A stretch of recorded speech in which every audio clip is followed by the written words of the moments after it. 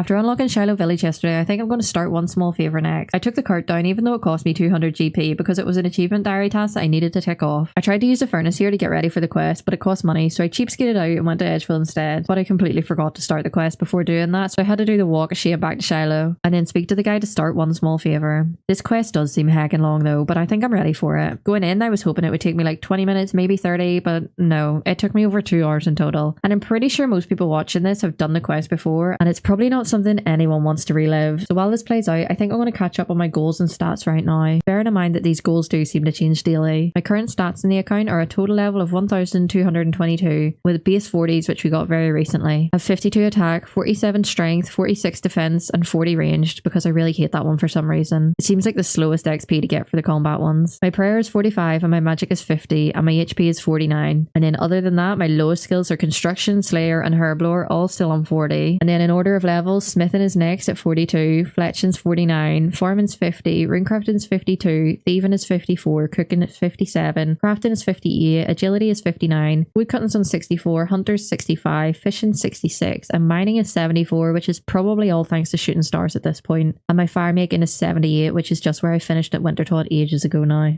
And that is all my stats, I think. I'm going to pause here though for this fight against the rock monster. It recommended that I used a pickaxe, so that is what I went in with, and I was thinking that I could just pray melee and bop it out, but I was hitting absolutely nothing and my prayer ran out far too quickly, so I ran out of there and had to go and bank and try again. I don't think I really have anything that would actually give me an attack bonus while using my pick, so I ended up gearing up in Zamorak monk robes purely for the prayer bonus, and I put on an unholy blessing too. I grabbed a strength pot, which I always forget exists, and a prayer pot along with some car bombs for food. I wasn't feeling much better about it, but I am heading back in for attempt number 2 anyway, and this time I was actually able to kill him before my prayer ran out. I didn't even need the pot. And after that, there was a lot more of this quest still left to go, so let's get back to my goals right now. I've recently hit base 40s and I'm really happy with that. I'm even happier that all the easy diaries are finally completed, but where do I go from there? Monkey Madness 1 is something that I'm really freaking scared of, but it is probably one of my biggest goals. It'll let me wield a dragon skim and it's needed for a subquest of RFD. All of the RFD subquests is another thing that I would really like to aim for. I'm not going to jump straight into thinking about medium diaries yet, but there are a few that I would like to work towards. Maybe the Lumbridge one for the Drain or Cabbage Patch telly, and the Candrin one for the extra marks of grace whenever I move to the rooftop course over there. There are a bunch more quests I could do as well, but I think I'll just figure them out as I go along. When I finally finished the quest that I was doing today, I was rewarded with a key ring, access to that Filda Hill glider, and 2 antique lamps. Bit crap that. The lamps went straight into herblore and it upped it to 42 and then again to 44, and after that quest I pretty much alt F4'd.